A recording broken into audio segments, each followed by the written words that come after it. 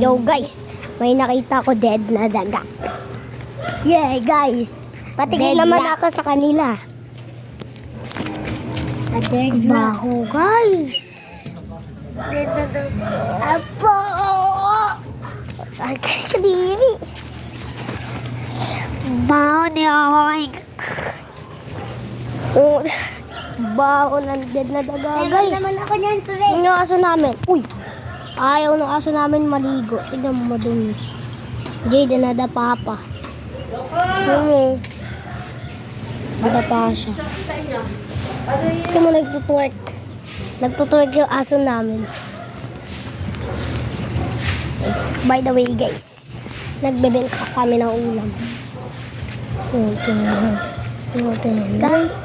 Guys, baka nakakalimutan nyo na ako. Ako si Bunso, kapatid ni Kuya Axel. Hinanap na kayo.